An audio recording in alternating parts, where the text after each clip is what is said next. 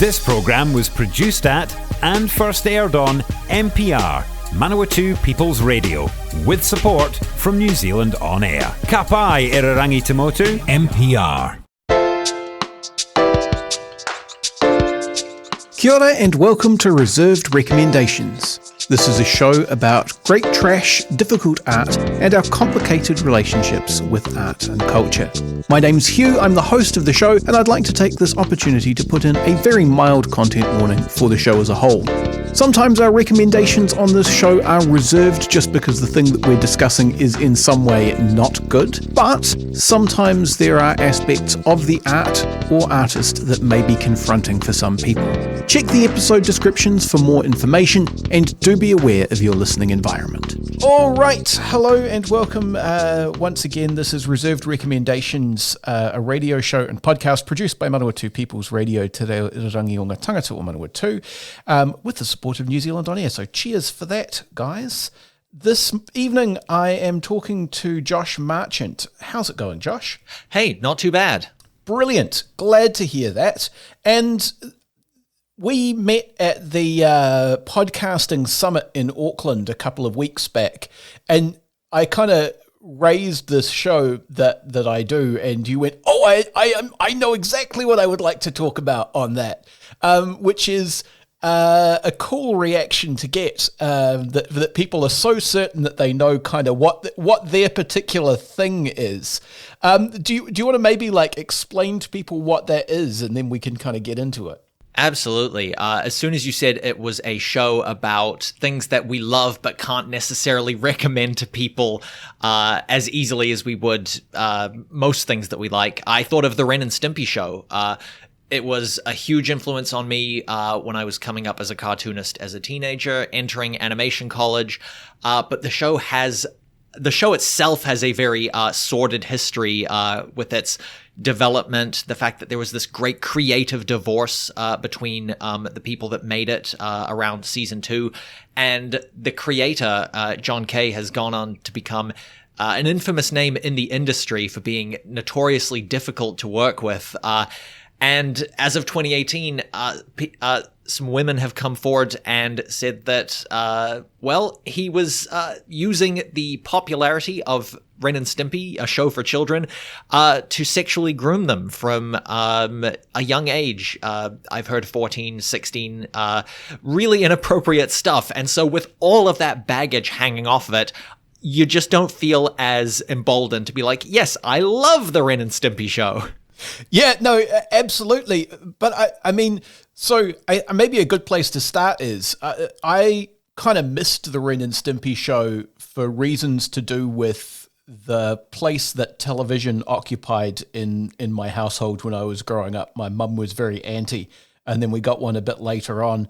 And so I didn't ever really watch Ren and Stimpy while it was on. What I saw, however, was all of the other stuff that came out of Nickelodeon in the aftermath of Ren and Stimpy, and which, when you go back and look at Ren and Stimpy, owes an enormous debt in terms of like art style and people starting to let cartoons get really, really weird again, because there'd been that period in the 80s where everyone wanted to, not that He-Man and Transformers are not weird, it's just that like the characters stay the same shape and they're trying to make things that look like people.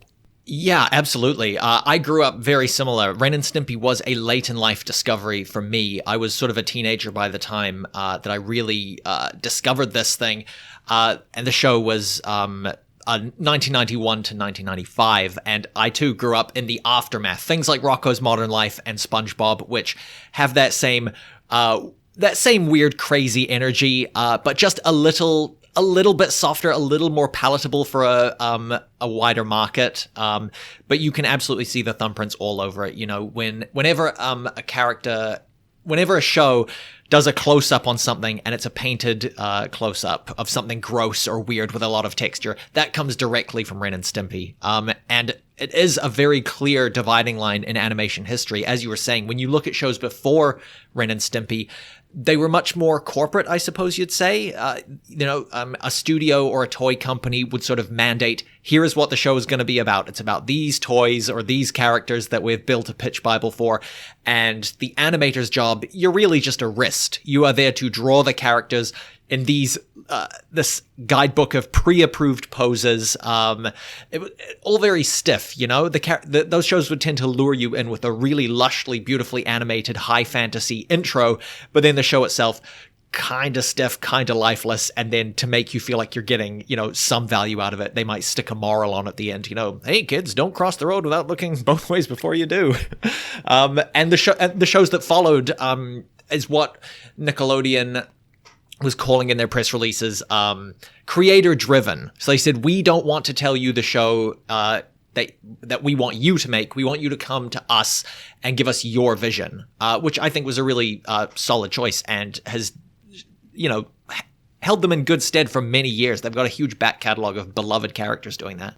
Yeah, I'm just thinking about those earlier shows, having gone on to watch like 80s and 90s anime. It feels to me like there was a period there of trying to borrow the model for how to do a toy tie-in cartoon from Japan, but also just doing a much more budget version of it. Like, I mean, 80s and 90s, particularly early 90s anime is very budget in a lot of cases, but you can kind of see how a lot of those shows were trying to do that. And then something like Ren and Stimpy owes a lot more of a debt. And I think the creator was quite explicit about this to like the tradition of American cartoons, the Warner Brothers kind of Bugs Bunny stuff where, he's harkening back to the wolf doing the awooga and his tongue rolling out and all of that kind of stuff. Absolutely. I was the way that I really discovered Ren and Stimpy and got into it, because I had seen it here and there, and it always just struck me as very strange. I didn't know that it was funny per se, but it was very compelling. But beginning to read John K's infamous blog, where he really developed this cult of personality, I suppose, to which I was a party for a time, he really laid out here what his artistic intentions were. And I think the good part of what he was trying to do, and did achieve to a degree, was he wanted to put creative control back in the hands of the people drawing the thing. As I said, animators for a long time were just considered wrists. Like, you get given a script or a storyboard and you just draw exactly what you've been given. Whereas, as you say, the earlier style of animation, when animation was in its infancy, around the time that theatrical shorts were the way that people largely saw animation in America, cartoon shorts like Mickey Mouse and Popeye, Bugs Bunny, 7-minute shorts. It was the artists who came up with the stories and the jokes and the tone. And there's stories about Leon Schlesinger, the guy in charge of the Warner Brothers animation department. He'd just come down, look at what they're doing and say, just make it funny and leave them be. And that's kind of a core difference between what was going on in the 80s, where the executives were the ones, executing decisions. So I think that was something good that John K did. It's difficult to want to give him much praise, but the people who worked on the Ren and Stimpy show, said it was night and day compared to the shows that they had been working on earlier in their career, because they just had so much more creative control. He also really emphasized he didn't want the characters to stick to a model sheet. Like, the characters obviously had to be recognizable as Ren and Stimpy, but he wanted each artist to draw it their own way, which is another thing that he borrowed from earlier animation. If you look at, say, an early Flintstones episodes, which was one of the first TV cartoons following the collapse of the theatrical animation system, a lot of those artists just jumped on board the TV system, and every episode you can tell, if you've got an eye for it, which artist is drawing which episode.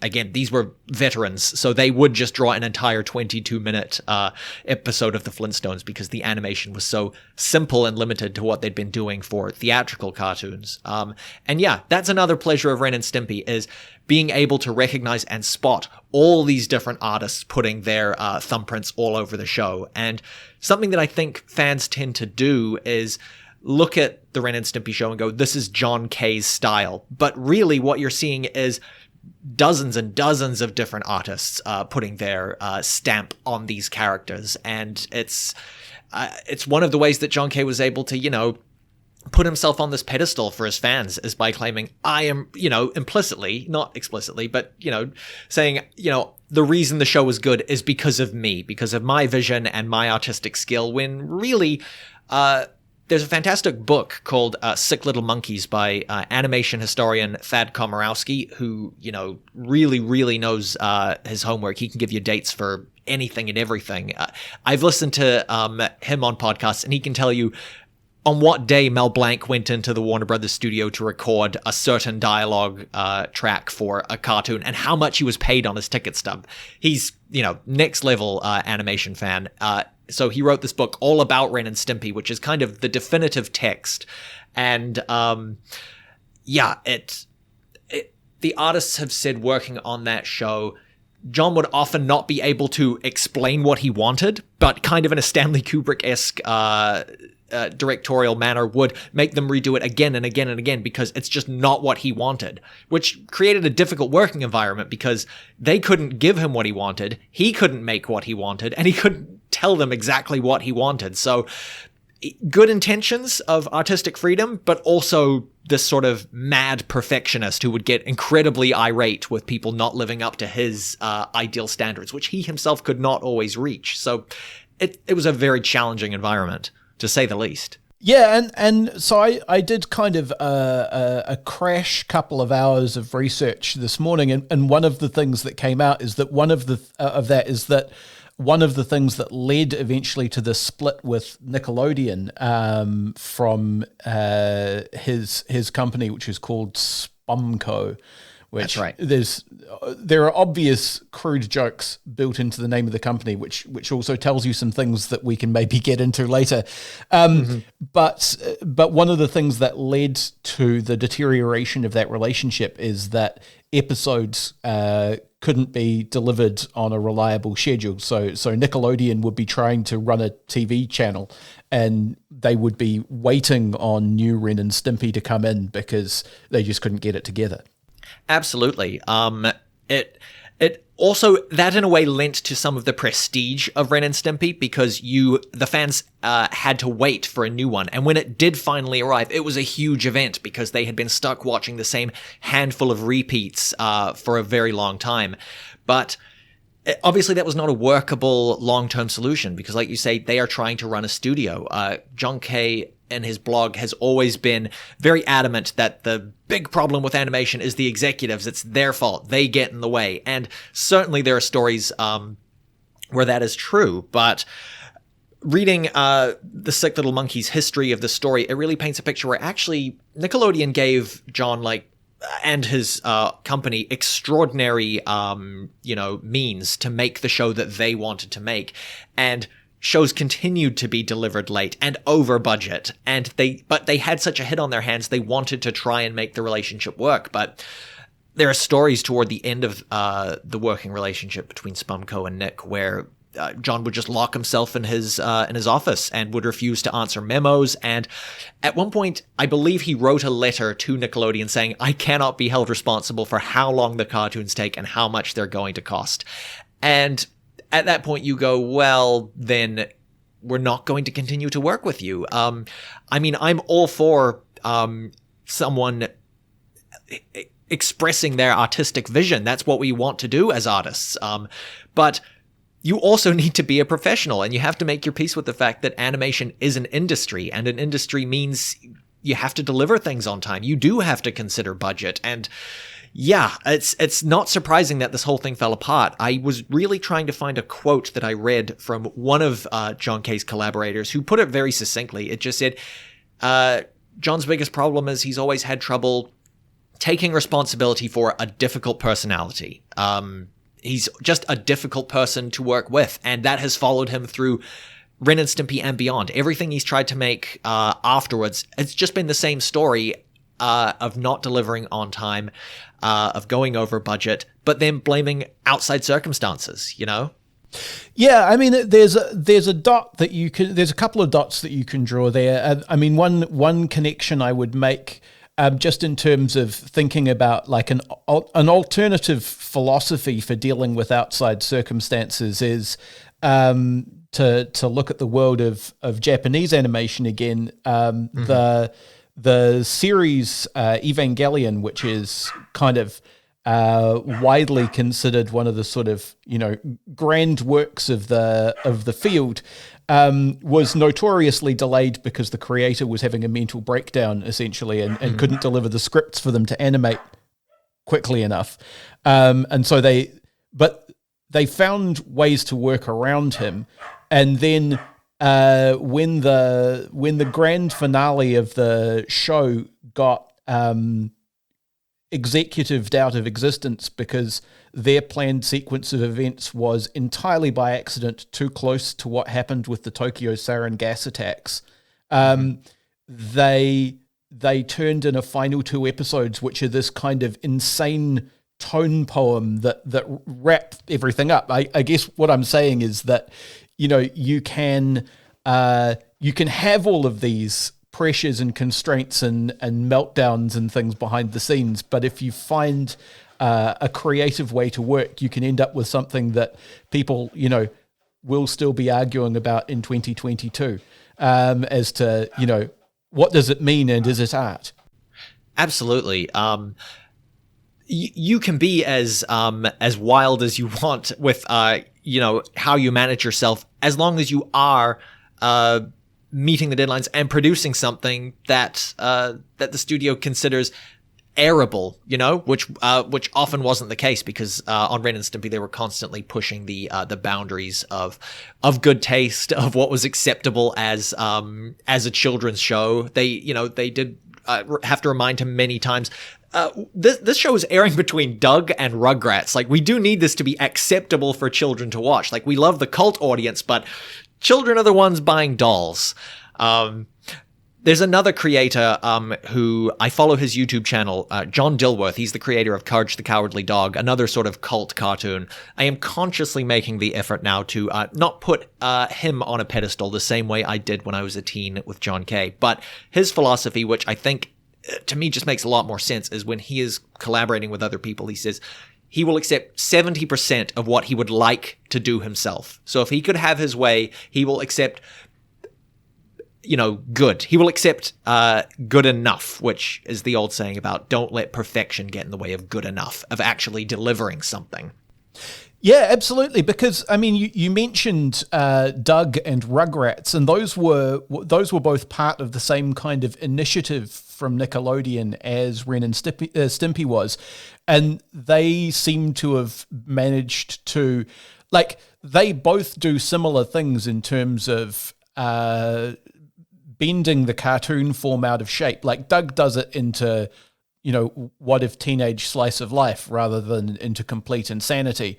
And Rugrats has that kind of built-in thing by being about babies. It's never going to be hugely controversial, but they still manage to warp the form quite a lot without managing to become unworkable.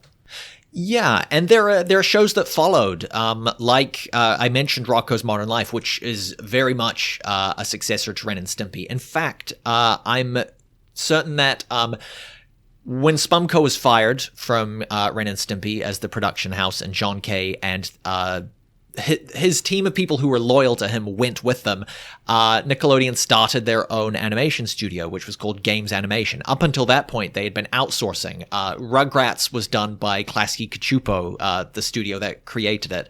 But Nickelodeon decided, after the Ren and Stimpy debacle, we want to run our own studio, and it was called Games Animation. They went on to animate Rocko's Modern Life, which is a similarly bizarre and sometimes very aggressive show about, this meek character trying to live his life in a world full of, psychopaths and deranged people.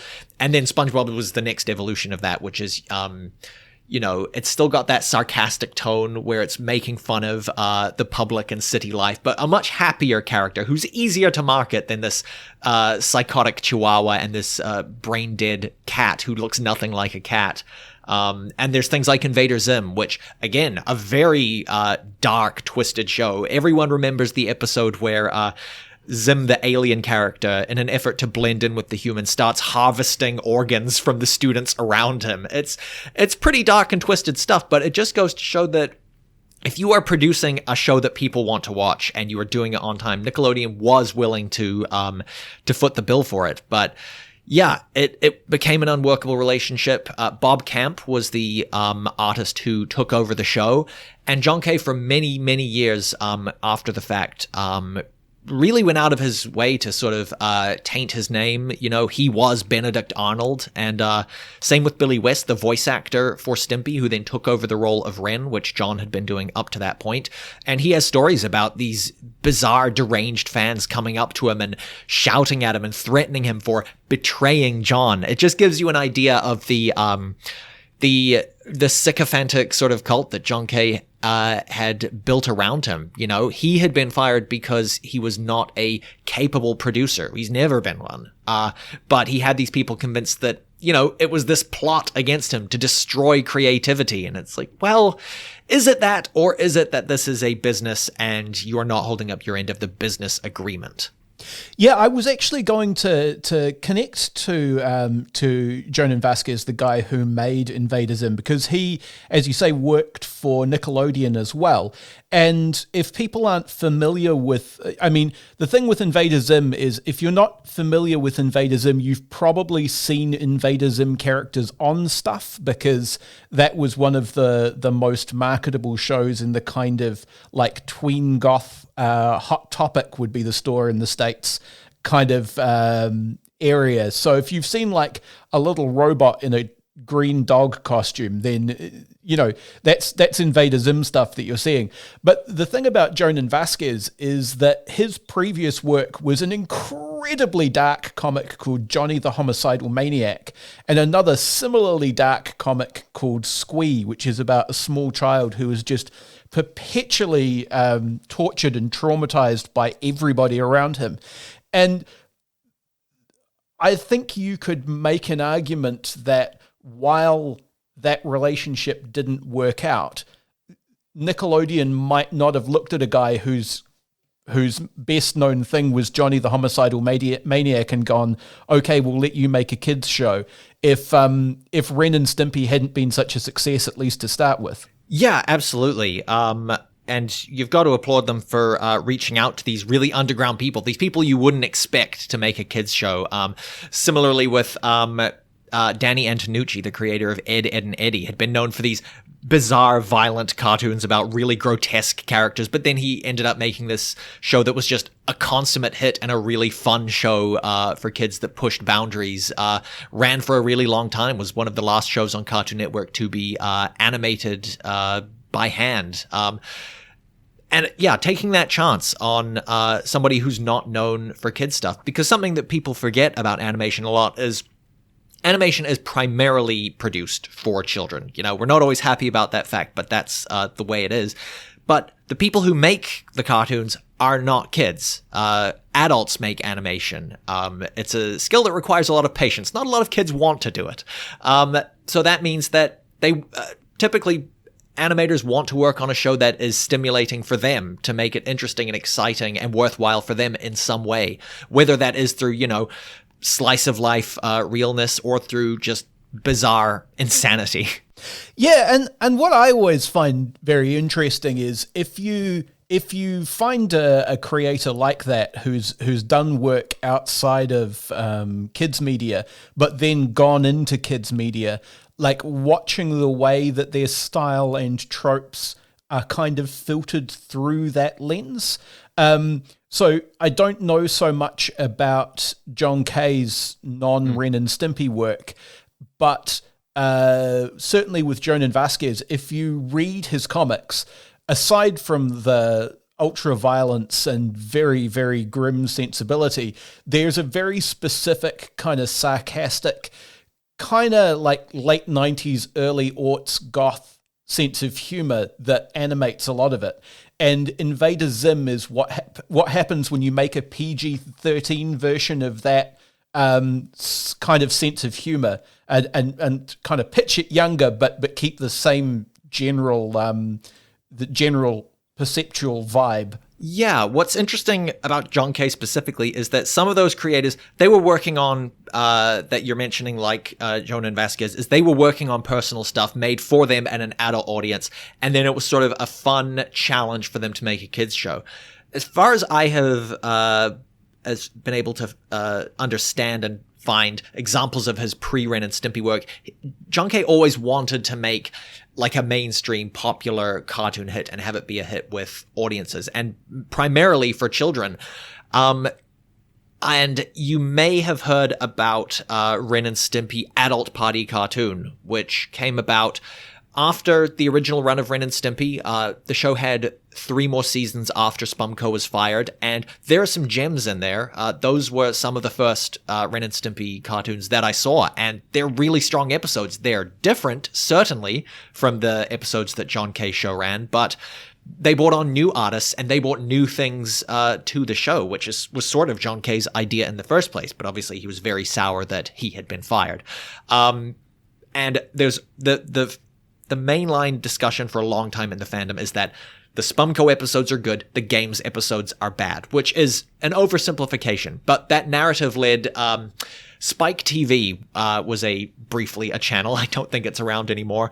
They wanted an adult animated lineup for their channel because adult animation was really booming in the early 2000s.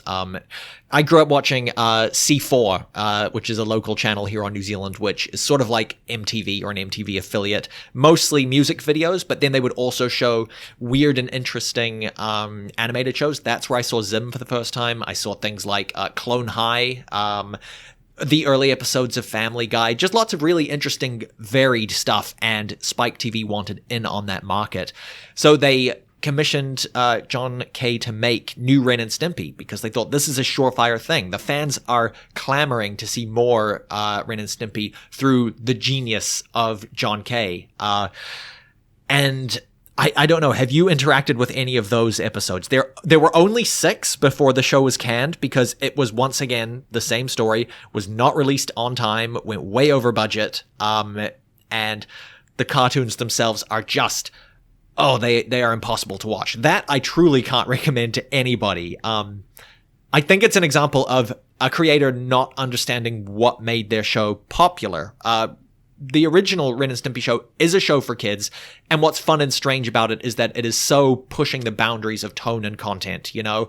There'll episodes, 10-minute episodes sandwiched between Doug and Rugrats will be about Ren suffering a psychological breakdown because Stimpy gets more fan mail than him, and he'll be muttering insanely to himself this monologue about how he plans to kill Stimpy to prove that he's not a god, he's mortal just like me, and I'm gonna do it. And it's dark and strange and otherworldly at times. And that 10-minute format really concentrated all the strangeness into a beautiful, quick shot of madness.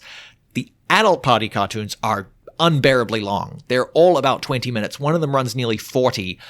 And fans have often complained that the original Ren and Stimpy has a lot of padding. You know, to make room for the really experimental stuff, they would also have to pad out certain scenes by, having a character blink several times very slowly.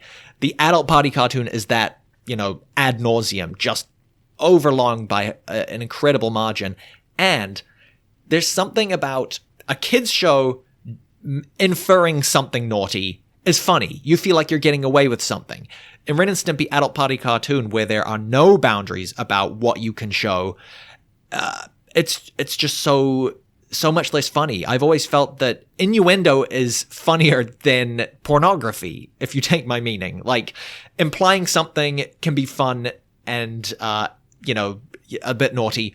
Seeing the thing is different. When they joke about poop or sex or whatever on the original Ren and Stimpy, a sort of sideways wink at it, that's fun. You're getting away with something.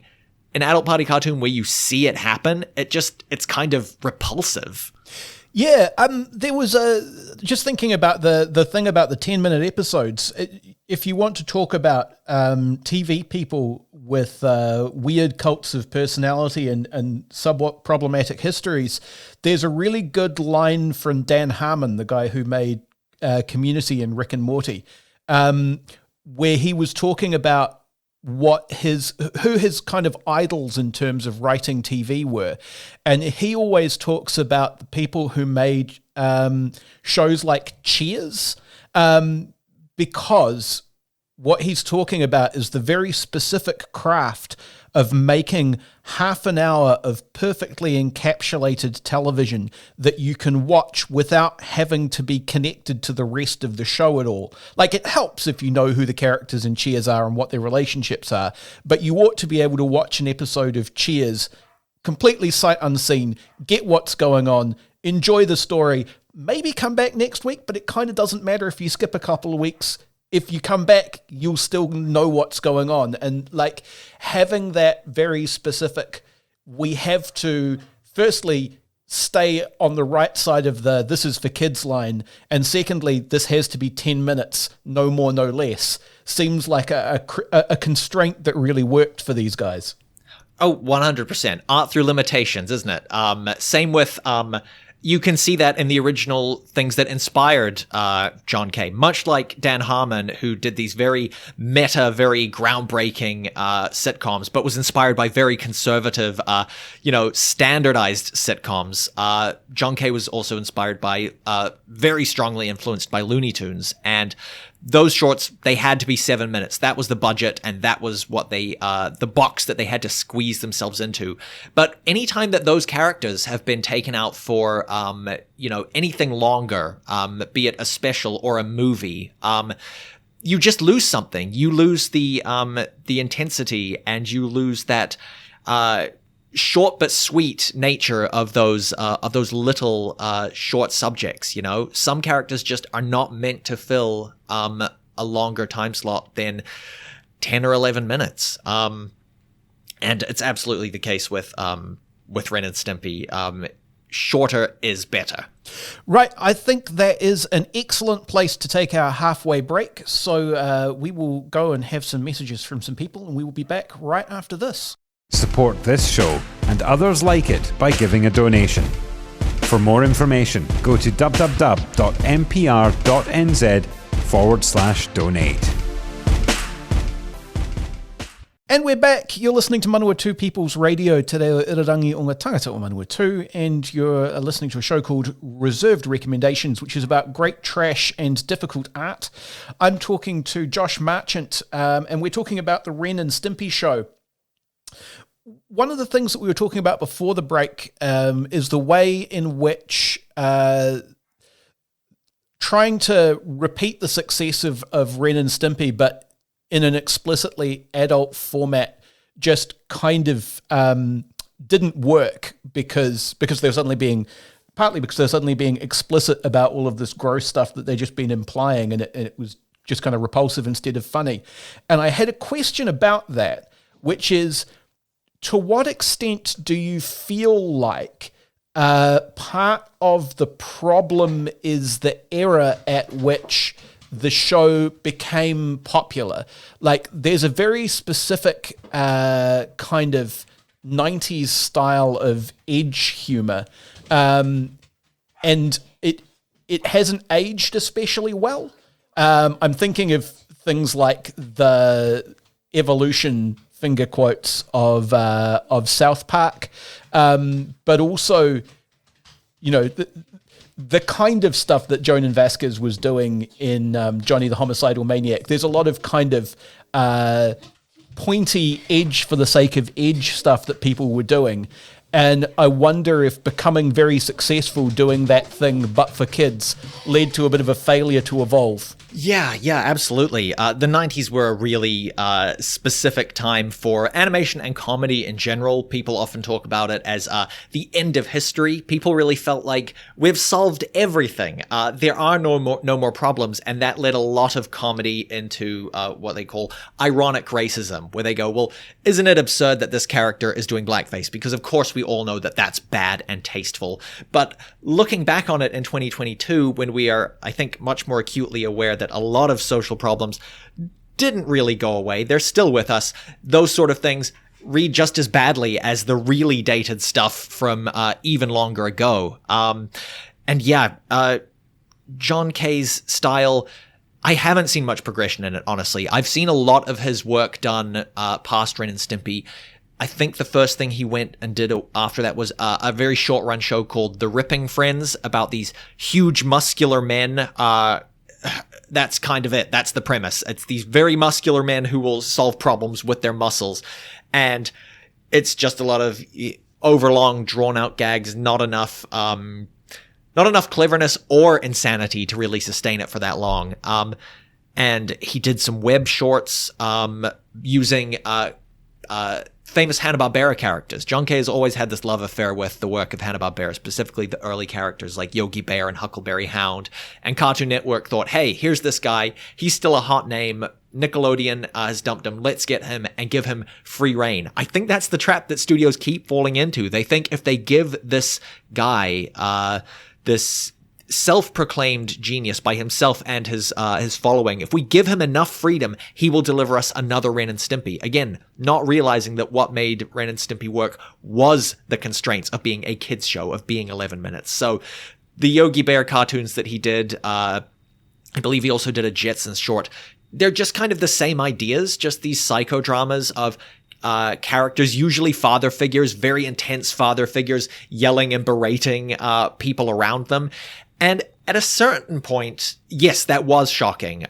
When I go back and watch the infamous banned episode, never aired on the network, of the original Ren and Stimpy show called Man's Best Friend, that introduced George Liquor, which is a pet character of John K. Sort of this bug-eyed, crazy Republican conservative man who he really wanted to do a show with, and he was using Ren and Stimpy as sort of a backdoor to work this guy into the show, hopefully getting his own series, which never came to be.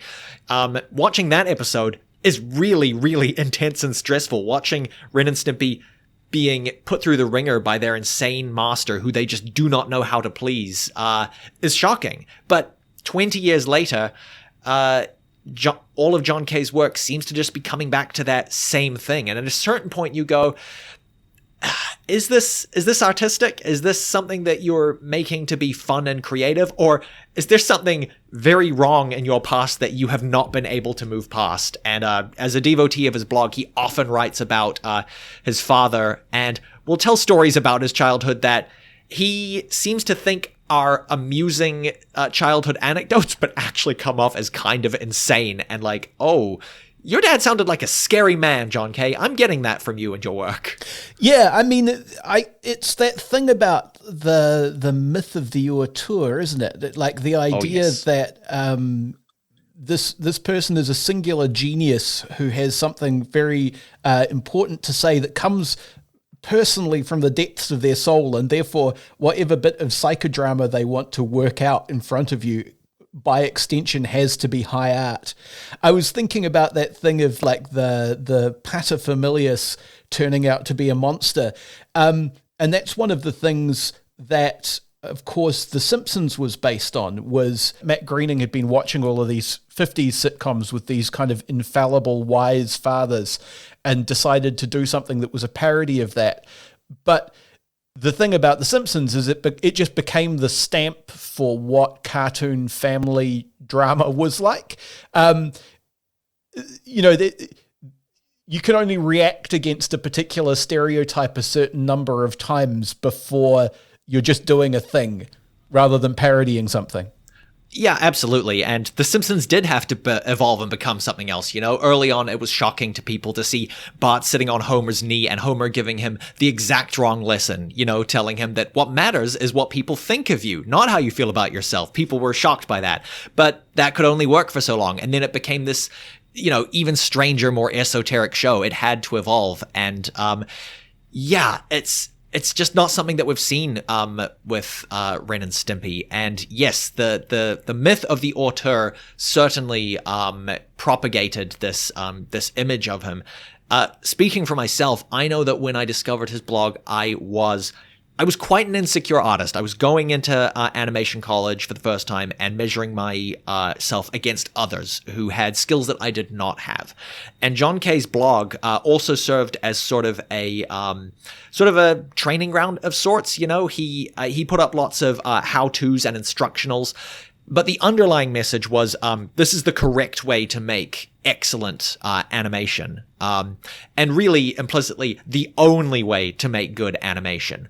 And so on the one hand, I did begin to improve as an artist because I was actually sitting down and studying those fundamental principles that John K is constantly banging on about. But what made me better was applying myself. What made me better was not this person writing this blog who...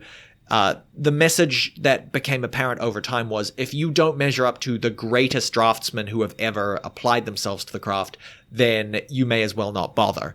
And something also that I eventually turned around and realized was, hey, wait a minute, this guy is really slagging on a lot of the things that actually did get me into animation. Like, you know, he doesn't like Pixar movies, he doesn't like The Simpsons, he doesn't like a lot of things that were actually the things that got me to want to be an animator in the first place. The straw that really broke the camel's back, or a better metaphor would be the thing that made me realize, oh, the emperor has no clothes, was he did a Kickstarter in 2012, I believe, which would have been my second year of animation college. And all of us fans of John K were like, finally, he is making something new. He's going to have total creative control. He's not going to have to answer to anybody. And we were certain it's going to usher in a new age of animation. This is going to change the game. But having put our own money into it, we got a first-hand look at what it must have been like for Nickelodeon or Cartoon Network or Spike TV or any of these people that have worked with him and placed their trust in him. What we got was an incredibly long wait and an endless promise of, I'm working on it. I have heard rumors from people who would know better than me that he was off doing things like traveling Europe and getting back surgery. I can't verify that, but that's what I've heard. And the cartoon ended up being released in 2019. So he promised, in the original Kickstarter pitch, he said this will be ready next year. And it took about 7. And what we got was a 7-minute short that was the same old warmed over ideas of the scary father figure and the comedy duo trying to subvert and escape him.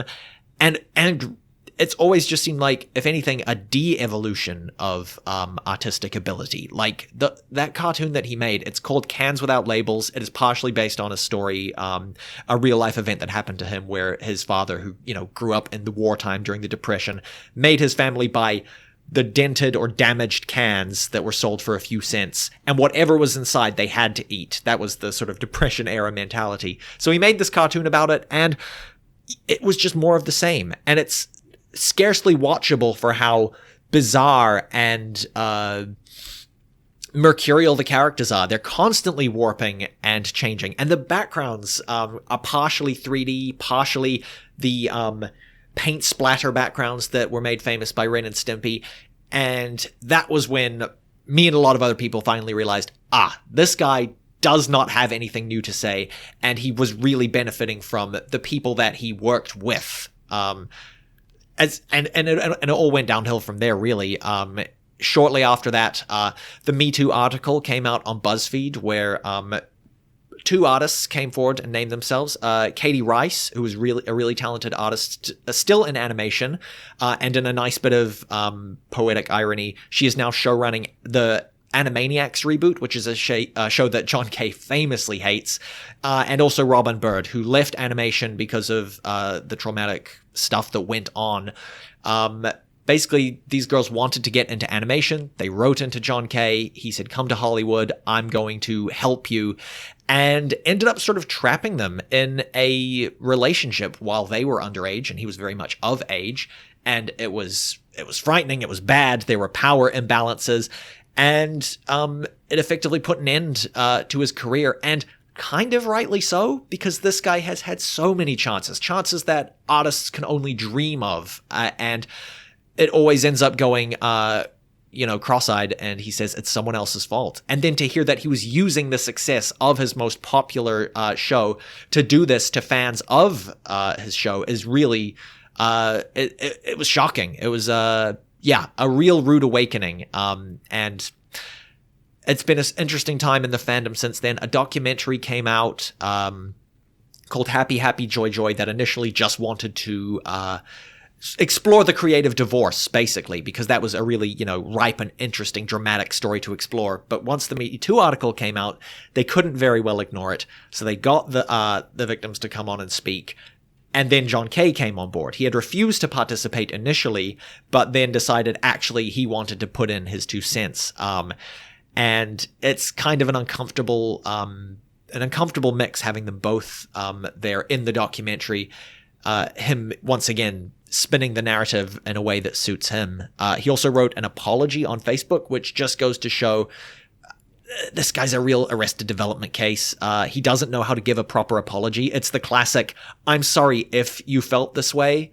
And he even finds room in his apology to aggrandize himself and say, yeah, but I'm still one of the only producers putting real faith into artists and trying to make, the industry more friendly toward artists. It's just, it's a bonkers situation. The final bit of controversy that has come out is Comedy Central. Perhaps because they just saw that Ren and Stimpy was trending around the time of the Me Too article and didn't actually look into it. For whatever reason, they announced that they are rebooting it, because in this age of streaming, every streaming giant wants a surefire established hit.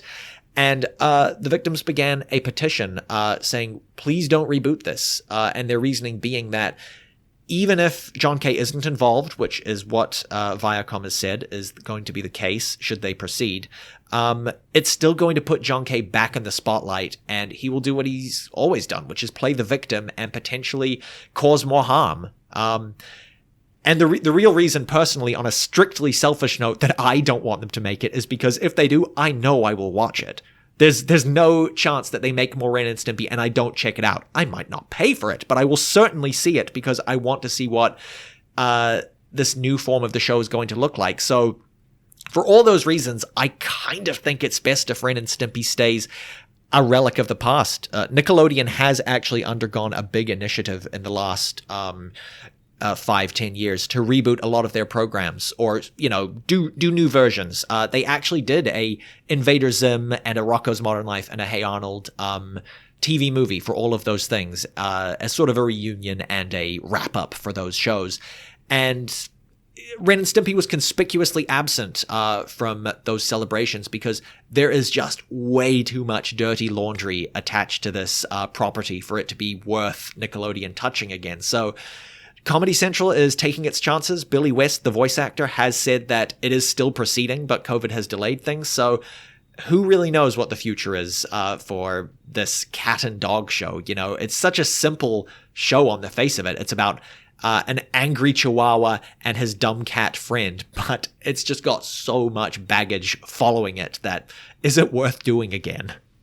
Yeah. Look, I think we're coming up close to time, so I think that is an excellent note to end it on. There are 2 things that I like to do by way of rounding off these episodes, and the first one is to ask you if you have any related recommendations. I sort of do, because the thing about Ren and Stimpy, as we were saying towards the start, is that lots of Spumco employees went on and got jobs on other shows, so you can see the art style from Ren and Stimpy propagate out, particularly through Nickelodeon's animated output, but then across other channels as well, as more people kind of come into contact with it and pick things up. But yeah, do you have other things that are in some way related that you think would be a good, perhaps less problematic watch? Gosh, there's so much to cover because so many artists sprang out from that Spumco crop of artists. Just looking at a few names here.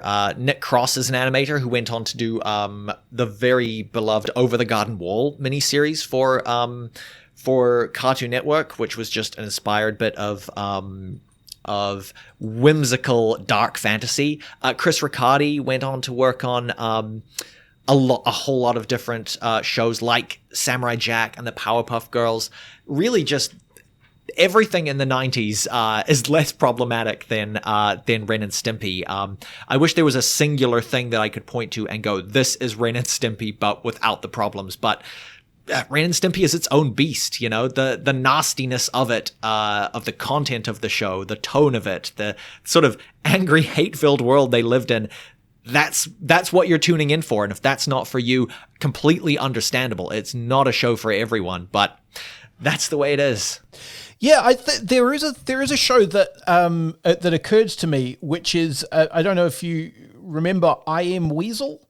That was sure, like very much in that kind of post Ren and Stimpy art style, and it had a similar, very much like a bad person getting their comeuppance for trying to do a bad thing, kind of like really simple gag structure for every single episode. And that when I went back and watched the few random Ren and Stimpy episodes that you can find like for free on YouTube, that was the kind of vibe I was getting from it. Absolutely. Yeah, I Am Weasel, Cow and Chicken. There are a lot of shows that people have pointed to and said this was riding the coattails of Ren and Stimpy, you know, the mean little character and their big dumb sidekick. Cow and Chicken are very much Ren and Stimpy. Some people have even pointed to Dexter and Dee Dee from Dexter's Laboratory. But absolutely, in terms of something close in tone, I Am Weasel and Cow and Chicken are very close. I love the Red Devil character, who is just this outrageously camp gay sort of stereotype of a devil who's constantly mincing about and lisping and making references to his huge red butt. Yeah, that absolutely fits in the Ren and Stimpy mold of bad taste humor. Cool. I guess the other thing that I would want to recommend, and this is a very tangential recommendation, but we mentioned Dan Harmon back at the start, and one of the things that happened to Dan Harmon is that he got Me Too'd. Someone came out and said, look, if you're planning on portraying yourself in this way, then you really need to be open about what happened between us when I worked for you. And if you can find a transcript of his apology for that, which is floating around the internet somewhere. He did it as part of his podcast, which was like a live show that was also a podcast called Harmontown that he did for several years. But you can also find transcripts of it. That, I think, is a case study on how these things ought to be done by people with some degree of self-awareness. I don't want to, we've just talked about the dangers of lionizing creators, but the guy takes full responsibility and talks about the consequences of his actions for himself and everybody around him, including the person that he was fixated on. And, I think that probably should be like, if not the gold standard, it should be like the dirt standard. Everything has to be at least this good standard for people who get called up for this kind of behavior. Oh, 100%. I was a devotee of Harmontown, and I did experience that as it was happening. And it was night and day. I suppose maybe one of the differences is that Dan Harmon has always said that he is chronically honest, like honest to a fault, and he's also been in therapy for a very long time. So he has been given that language of how to offer a proper apology, and he did take responsibility. He owned up to the fact that, yes, I was mistreating this woman because she didn't return my affections. And she said after that she did feel some relief and some closure to that unfortunate chapter because he did offer a genuine apology. I mean, I don't want to tell anyone how to feel about that incident or that you have to forgive, how Dan Harmon treated her, but it was certainly a better example of how to go about it. And of course, the real rule of thumb is rather than getting good at saying sorry, just don't do the thing that's going to make you sorry in the first place. Be a professional. Treat everyone around you with the basic respect that we all owe each other. Oh, absolutely. I think that cannot be overstated. And one of the things that I really like about the Dan Harmon apology is that he kind of steps through the process by which he did not do that. And it becomes very clear exactly the things that he told himself to justify what he was doing as he was doing it. And that is quite sobering if you are a male socialized person. It's a heck of a thing to listen to. Look, we are at time. Thank you very much for coming on the show. It has been a blast talking to you. The last thing I like to do is give you a chance to plug your shit. What things do you have? Where can people find you on the internet? If people think that the things that you do are good and they want to pay you to do more of them, can they do that? All of those questions and more. Wonderful. Thank you. It's been a blast. If you like hearing me talk about animation and endlessly rattling off pointless behind-the-scenes TV trivia and talking about the animation process, I work at Muck Putty Animation Studios. You can find Muck Putty just about everywhere on social media. We make original animation for Television New Zealand. You can find our shows on TVNZ On Demand, MUKPUDDY on all your social media websites. And I actually produce an animation podcast within the studio called MuckPod, MUKPOD, where we interview people within our studio, and we are beginning to branch out and talk to creatives from the big, wider world of animation about what they do and what's inspiring them. And if you want to follow me specifically, you can follow me at Joshua Marchant, Martian, on Twitter. Excellent. Thank you very much for talking. Thanks for having me. This isn't something that I get to talk about a lot. It's not exactly dinner table conversation, so I'm really happy to have this platform to discuss my love of this sordid little show.